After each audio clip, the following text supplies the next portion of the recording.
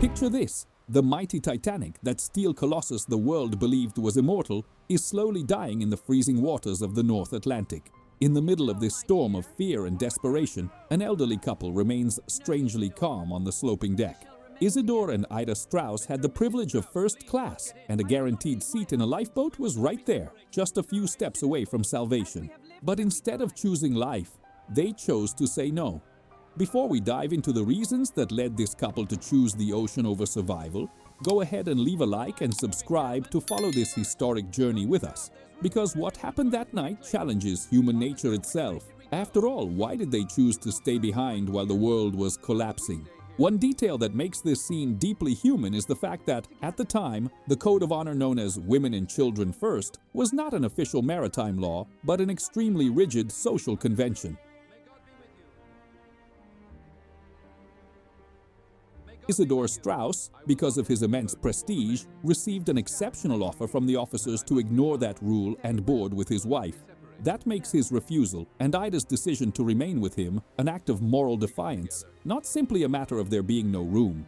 To understand why someone would choose to give up life at the most critical moment of a shipwreck, we first need to understand who these two people were, far from the lights and steel of the Titanic. Isidor Straus was not just another name on the first-class passenger list. He was the embodiment of the American dream. Born in Germany, he arrived in the United States as a young man and through monumental effort and a business vision rarely seen at the time, helped transform Macy's into the greatest department store in the world. Isidor was a man of colossal influence, a former congressman and a respected philanthropist throughout New York. But despite all the power and the immense fortune he had built over decades, what truly defined Isidor was not the balance in his bank accounts, but the woman who had walked beside him for more than 40 years. Ida Straus was far more than the wife of a magnate. She was Isidor's moral compass and safe harbor.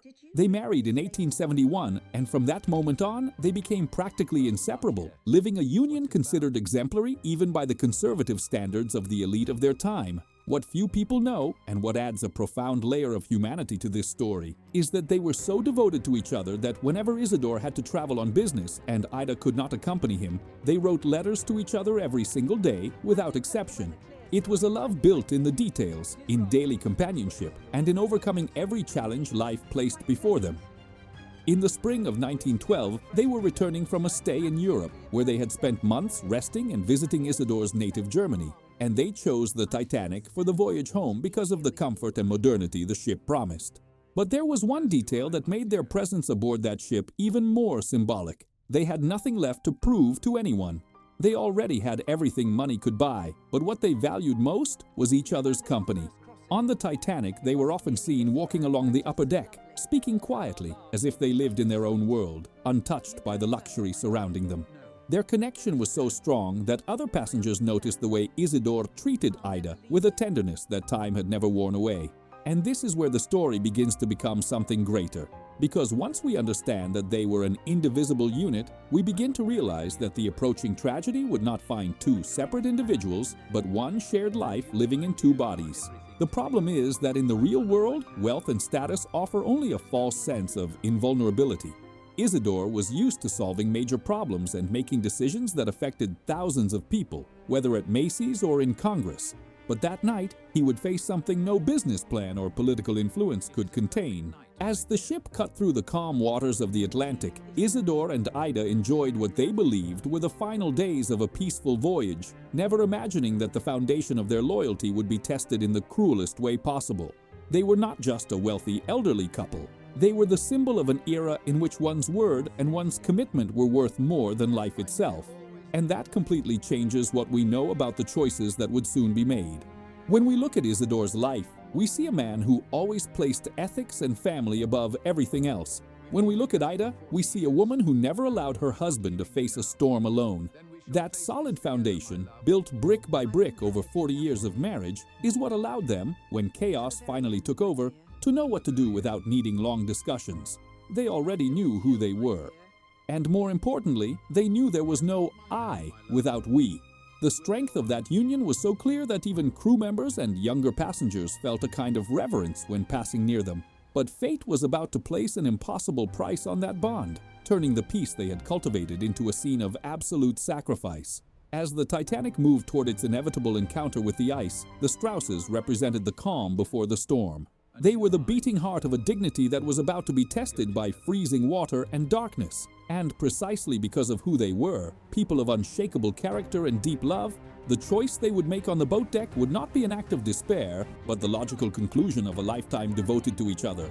The luxury of first class was about to be swallowed by the ocean, and with it, every social distinction would be destroyed, leaving only the essence of what truly matters when time is running out. And it was exactly in that moment of transition, between the safety of the steel giant and the uncertainty of the abyss, that the story of Isidor and Ida Straus would stop being merely a biographical record and become a legend of courage and sacrifice that no ice could ever erase. As the clock moved past midnight, the atmosphere aboard the Titanic underwent a dark and irreversible transformation.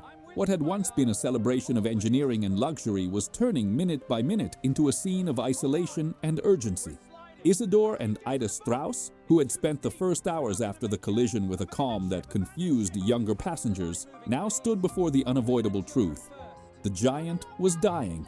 The tilted deck no longer allowed the elegant walking of earlier hours, and the sound of water pumps working desperately below echoed like a frantic, agonizing heartbeat.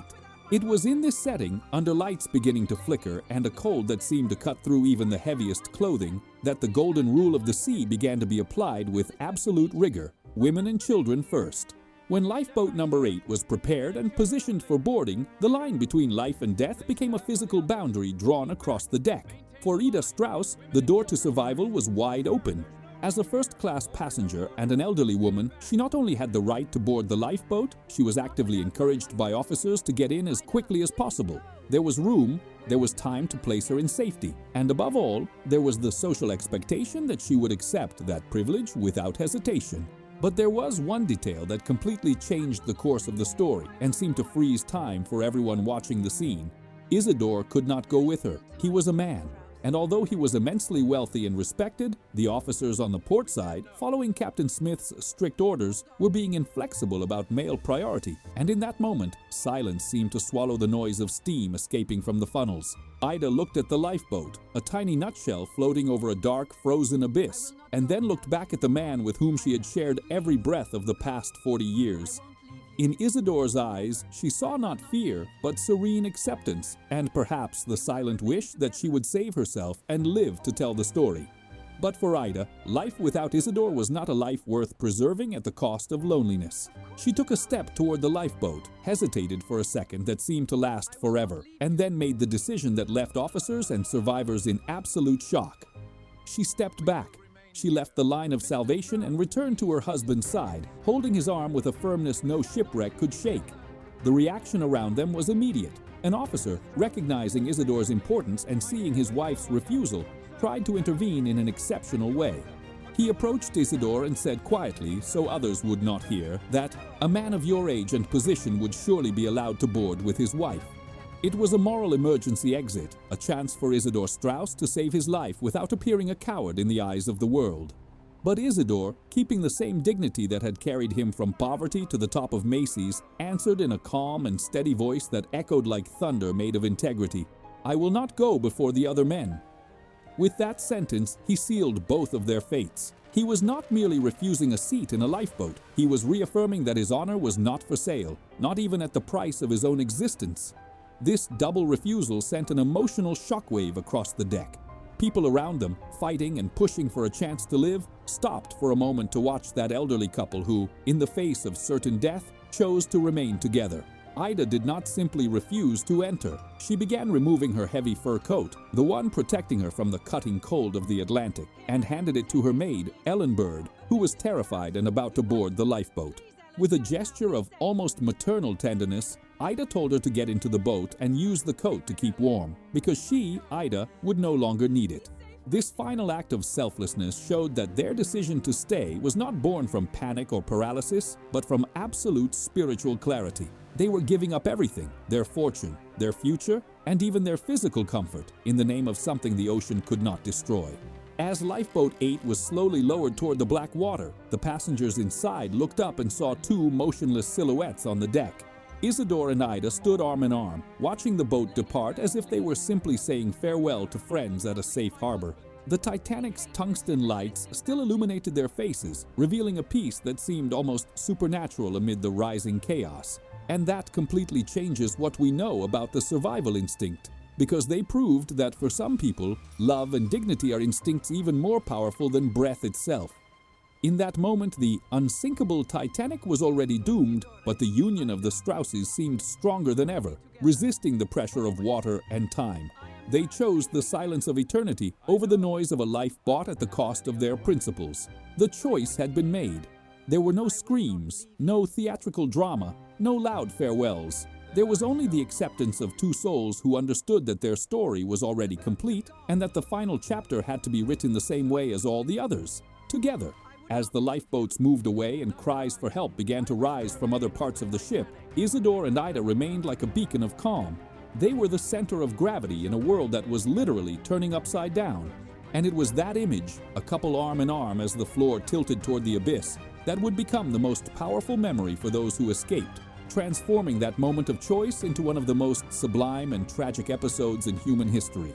Isidor Straus's refusal to accept a privileged place in a lifeboat, based solely on his status and age, created a vacuum of silence amid the desperate shouting now spreading across the Titanic's upper deck. The officer in charge of loading the boats, stunned by such a display of integrity, still tried to argue, but Isidor's posture was like a rock against which the waves of desperation crashed and dissolved. Yet every eye turned to Ida. If Isidor was choosing death for the sake of honor, Ida was facing a far more intimate and devastating choice.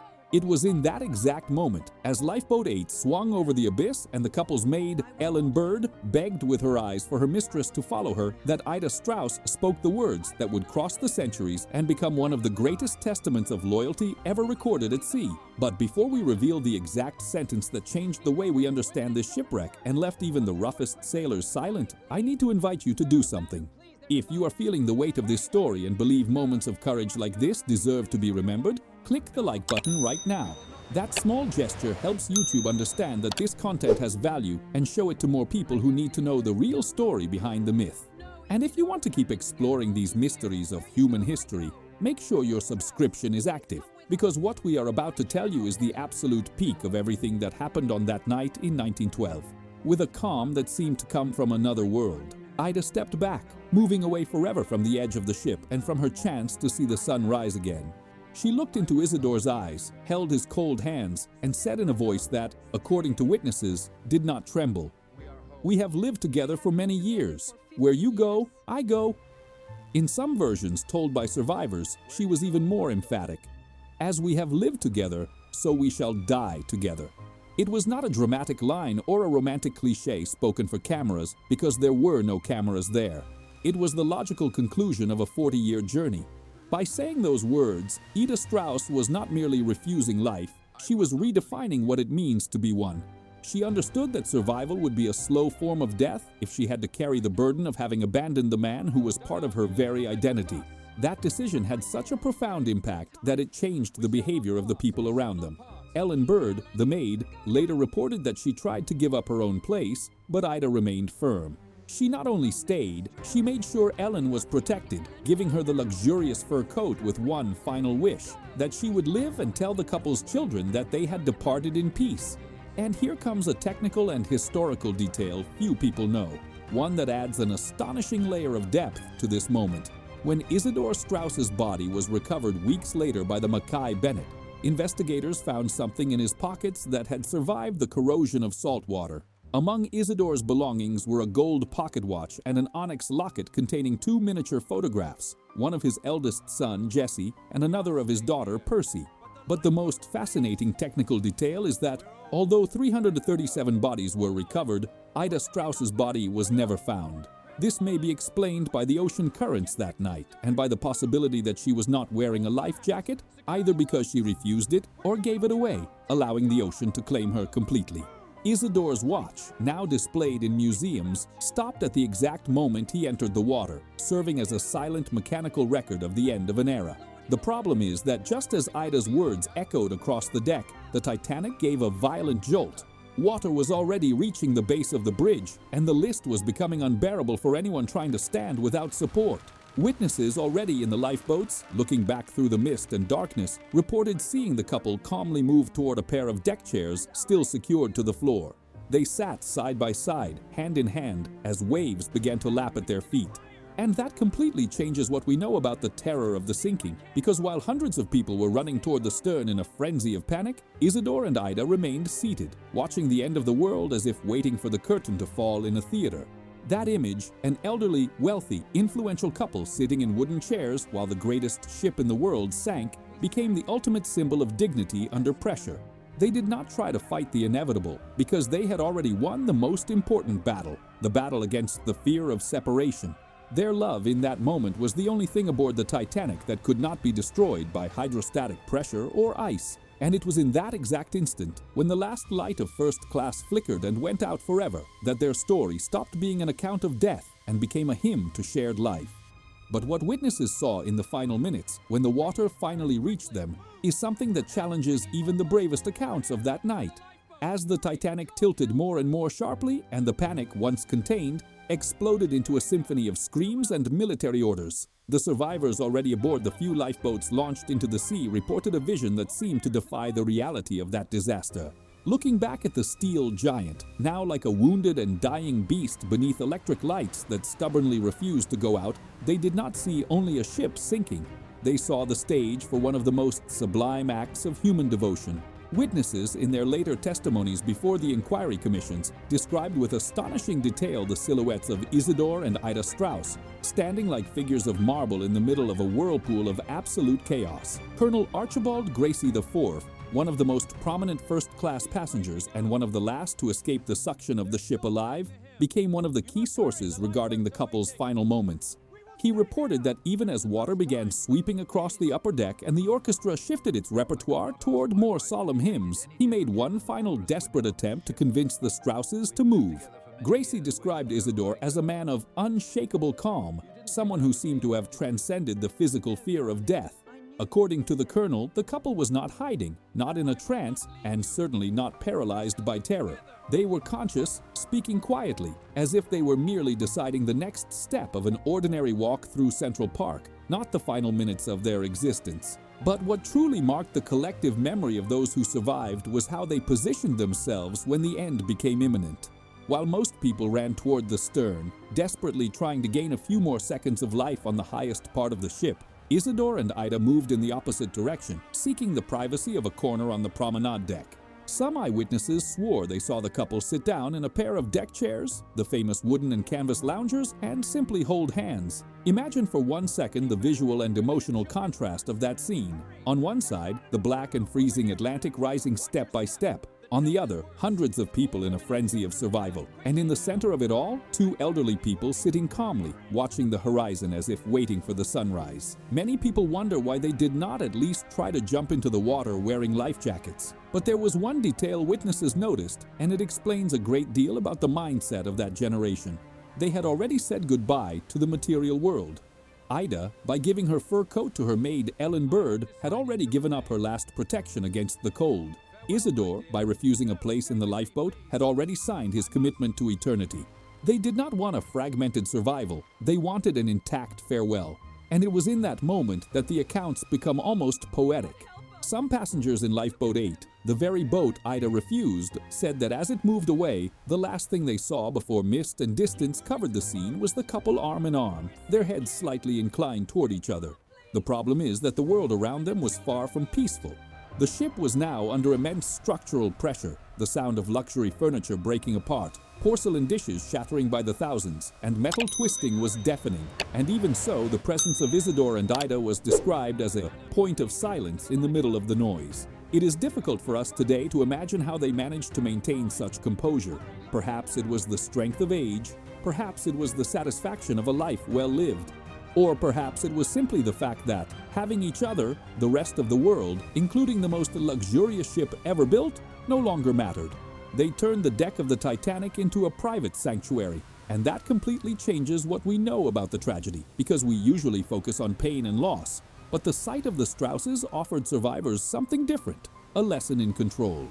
In a moment when no one had control over fate, Isidor and Ida took back the reins of their own story. They decided how, where, and with whom they would depart.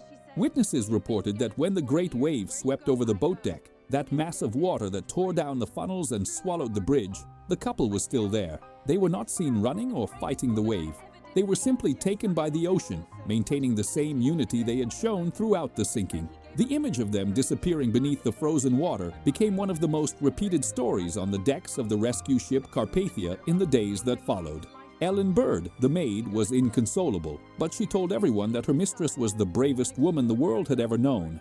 The accounts were so consistent that when the Carpathia finally arrived in New York, the story of the Strauses was already known by almost every journalist waiting at the harbor. What people saw that night was not only a tragedy, it was an example of dignity that challenged death itself. They proved that even in the worst imaginable scenario, the human spirit can choose peace over panic.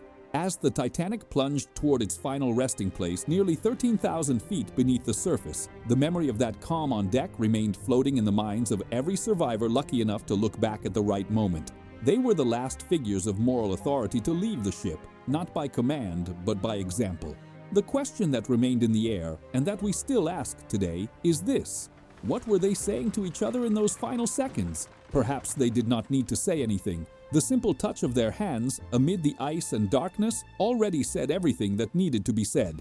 And it was that shared silence that transformed a scene of horror into one of the most unforgettable passages in maritime history. The story of Isidor and Ida Straus, although inseparable from the tragic fate of the Titanic, goes beyond the boundaries of a simple maritime disaster and becomes a profound study of the human soul and the limits of loyalty. When we examine the facts of that night with a cold eye, we realize that what happened on the boat deck was not an accident, but a collision between the biological instinct to survive and a moral structure built over decades. Human beings are programmed, at their most basic cellular level, to fight for life at any cost, especially in situations of imminent danger like a shipwreck in freezing waters. Yet the Straus couple showed us that there is something capable of silencing even the loudest cry of self-preservation: the integrity of a promise made not only to each other, but to themselves. Isidor Straus, by refusing the privilege his immense fortune and influence offered him, was reaffirming a code of honor that today seems almost alien to us. He understood that if he entered that lifeboat before hundreds of other men, women, and children still remained aboard, he might survive physically, but the man he had built over an entire lifetime, the just man, the community leader, the example for his children, would die in that exact moment. For Isidor, life was not an absolute value if it was stripped of the honor that made it worthy.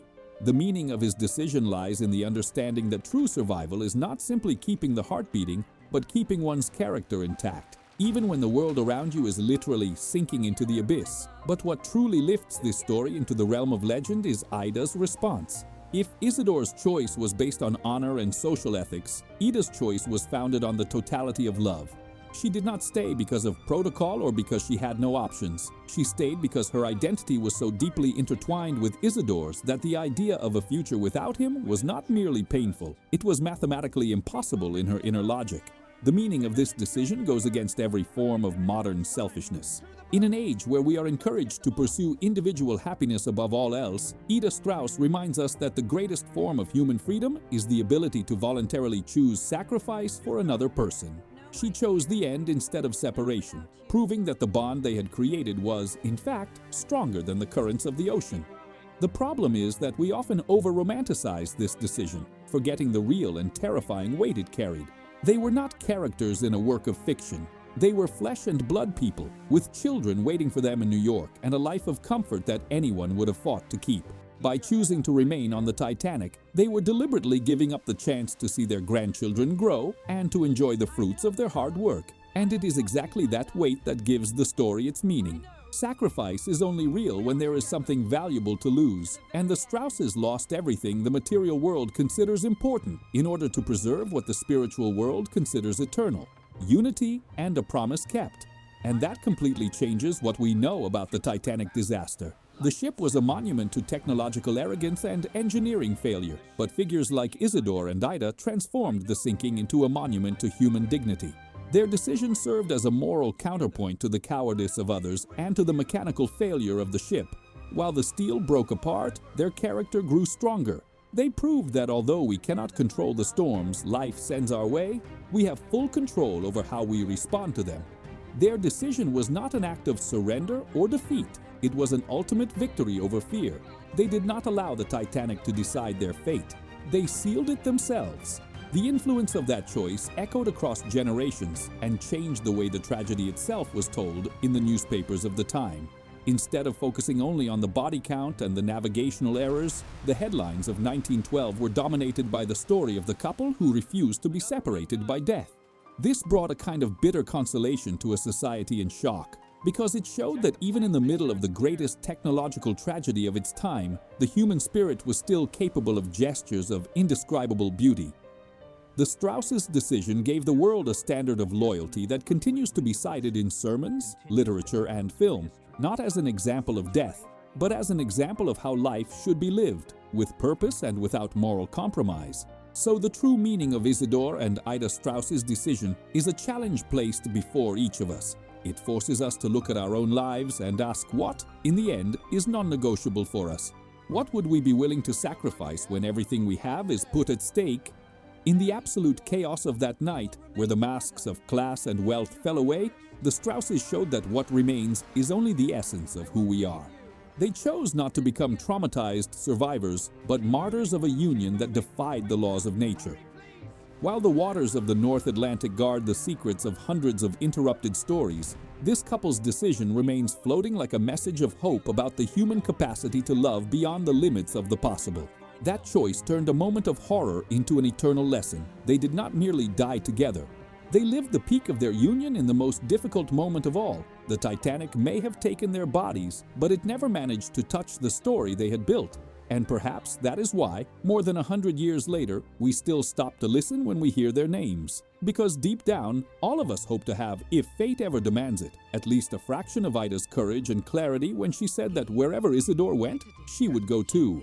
The final lesson of the Strauses is that love is not merely a feeling, but a conscious decision that remains firm even when the ground beneath our feet begins to disappear.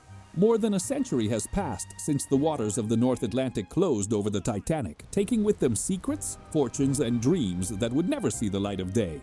Today, the steel giant is only a shell of rust and silence nearly 13,000 feet below the surface, slowly consumed by time and the crushing pressure of the ocean. But while the metal disappears, some stories seem to gain even more strength with each passing decade, resisting oblivion as if they were made of something far more durable than iron. The story of Isidor and Ida Straus is, without question, the brightest of those memories. It makes us stop, take a deep breath, and face a truth we often try to avoid in our hurried lives. Life is made of choices, and some of them define not only how we live, but how we will be remembered by generations that never knew us. When we look at the memorial dedicated to them in Straus Park in New York City, we read an inscription that perfectly summarizes everything we have told here. Many waters cannot quench love, neither can the floods drown it. These words are not merely poetry. They are the historical record of something that happened in the early hours of that April morning. Isidor and Ida were not passive victims of fate. They were the architects of their own farewell. They left us a legacy that goes far beyond the immense fortune of Macy's or political prestige. They left us proof that in the moment when everything material is taken from us, money, social position, and even physical safety, what remains is the essence of our character and the depth of our bonds. This story forces us to ask a difficult question, the kind we rarely have the courage to answer with complete honesty. What would you have done in that situation? In a world that teaches us to place me above everything else, where individual survival is often treated as the highest value, the choice of the Strauses sounds almost like a challenge.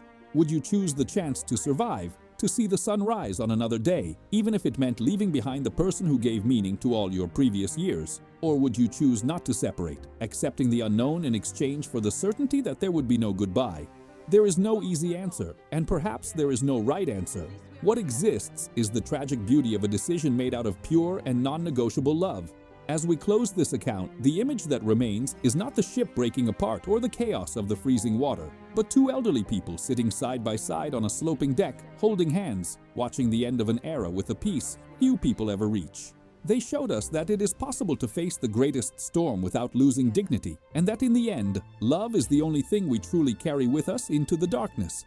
The Titanic became history, but the decision of Isidor and Ida became an eternal lesson about what it means to be truly human. If this story touched you in any way or made you reflect on the values that truly matter, I would really like to know your thoughts down in the comments. Would you have made the same choice Ida made? Do you believe loyalty can be stronger than the instinct to live? Leave your reflection, because it is through these conversations that we keep alive the memory of people who, 114 years ago, showed us the very best of our species. And if you feel this video added something to the way you see the world, do not forget to subscribe to the channel. Here, we do not just tell facts. We travel back in time to recover moments that should never be forgotten. Thank you for staying with us until the end, and we will see you on the next journey through history.